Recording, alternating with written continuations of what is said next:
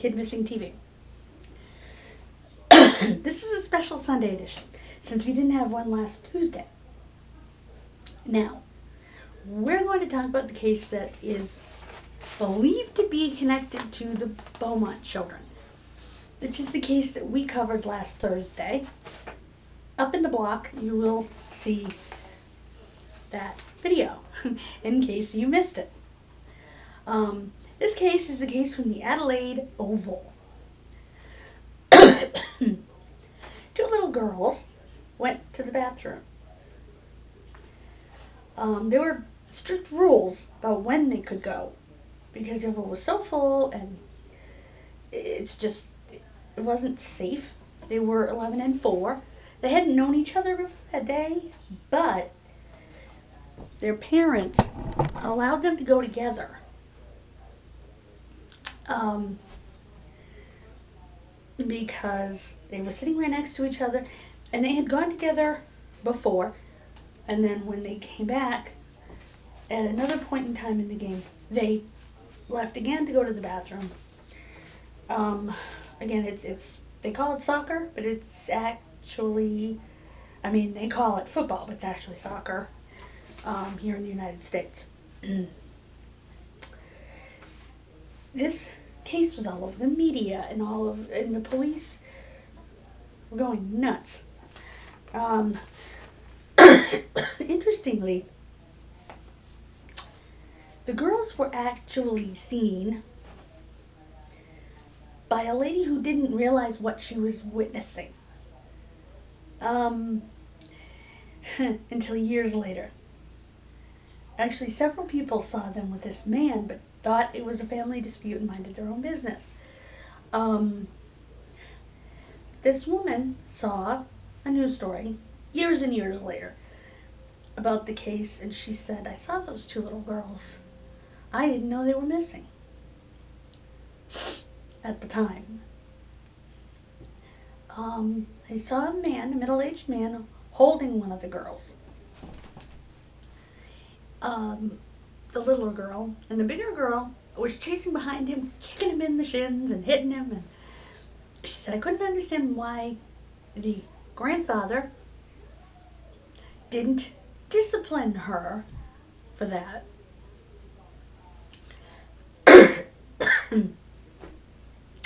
I'm guessing that Joanne didn't say, that they were being taken out loud. Otherwise, something might have been able to be done. Not sure why she didn't, but she didn't.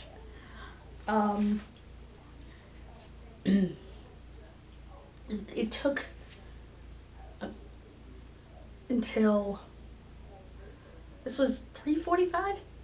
It took until the game was over at 5 o'clock for them to even try on the PA system. This was before they got all of the reports of the man, and they had more than one report of the man. So that woman later, like in the 90s, confirmed all those other reports. Now, I'm not going to name the two types of cars here because I've never heard of them. I don't know what they are. I will say that you will notice right up here that I did find the sketch in the Beaumont situation that I was not able to find, but in researching this case I did find it, and you'll notice the two sketches look remarkably similar, and they look like the man down below. The man down below is a man named Arthur Stanley Brown. He was reported to have molested many family members. He was actually caught by his first wife molesting a family member. Unfortunately, these family members initially told police that they had been molested. They were told to keep it in the family. Huh? Hello? And Nothing ever got done. This man was weird. He wanted to take family members to the spot where the Mackay sisters were murdered, where their bodies were found. In fact, I think he did actually take a couple there. He also had a secret room in his house that they finally were able to get unlocked, and they found all kinds of disgusting stuff.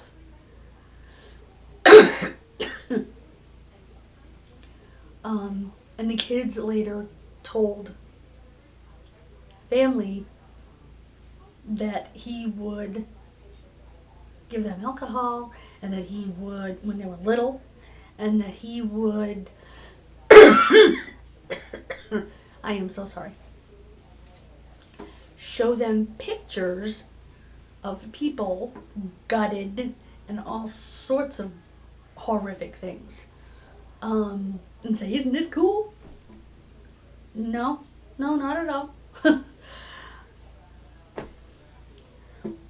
So he was obviously into that kind of stuff. He is the top suspect in the Mackay sisters case. He was actually charged with the Mackay sisters case, which was in 1970. This case was in 1973. Unfortunately, they could not make a good case in the Mackay sisters case, so he got off. And many years later, when they tried to finally actually bring the case to trial, he had Alzheimer's disease and essentially died in I'm making English law, by the way. He died essentially an innocent man. Because in English law, as in American law, Australian law, as English law, you're innocent until proven guilty. It's one of the main tenets of our legal system, which we get from there. So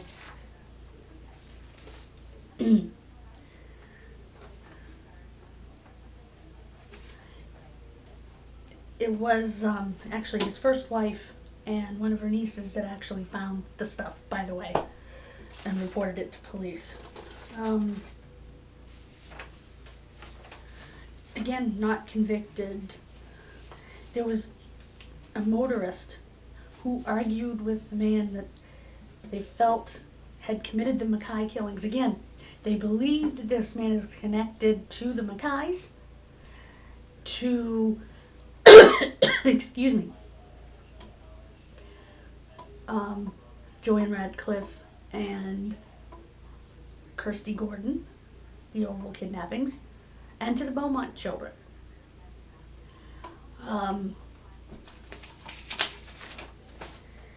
Unfortunately, like I said, he was never convicted. However, that being said, they have closed the case because they feel he did it. The case of the Mackay sisters, not these two cases. These two cases are very much still open.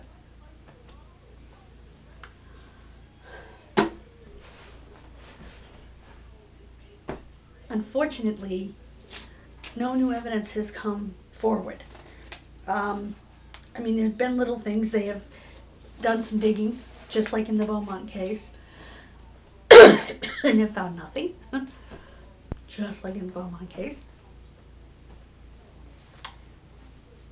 I don't know, I kind of feel like maybe they should do a more thorough search of his house. Like, maybe I'm thinking about the movie last night, The Girl in the Basement, but could he have made an area beyond that room that he kept locked, where he kept them? Just weird. It just seems to me that they should be able. I just don't see him as being that bright. I don't know why, just something tells me, although he must have been, at least criminally. Like I said, he was not convicted because when they did go to convict him, or did actually go to trial, it was many years later and the man had Alzheimer's. So, he couldn't remember his name, let alone whether he killed kids. So, he instructed his carer to have him cremated, no death announcement, no this, no that, in the nursing home. He had no children of his own. His first wife had 3 children when he married her in 1944. He left her for her sister. Yeah. Thrilling.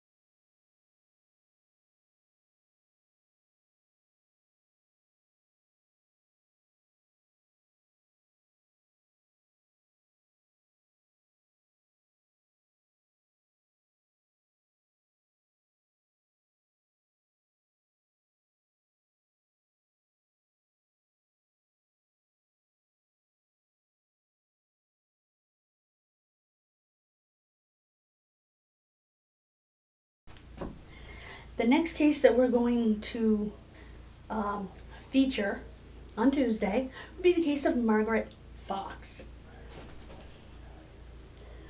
Margaret vanished from her home. They believe that there is foul play involved. They actually did not classify her as a runaway, which is a stinking miracle. I want to thank everybody. Again, we want to get to 100 by spring. That would be amazing. I want to dedicate this show and the Beaumont Children's Show, because I forgot to mention it, to my father's dear friend from Australia, Pat McElvoy. Even though I never met him, he was a wonderful man. He did little things for me all the time. He worked with my dad. He came from Adelaide, just like these cases. He had immigrated to the UK and became a fireman. Then he came to the US and somehow wound up working in a woolen mill with my dad in teeny tiny Douglas. So I know that he's probably already gone because he retired several years before my father. And I'm sure they're having fun up there. But I still wanted to dedicate this to him. He's the one that got me into the crocodile hunter. So, thank you, Pat. Have a great night. God bless you. And remember, mask after the May. Thank you so much.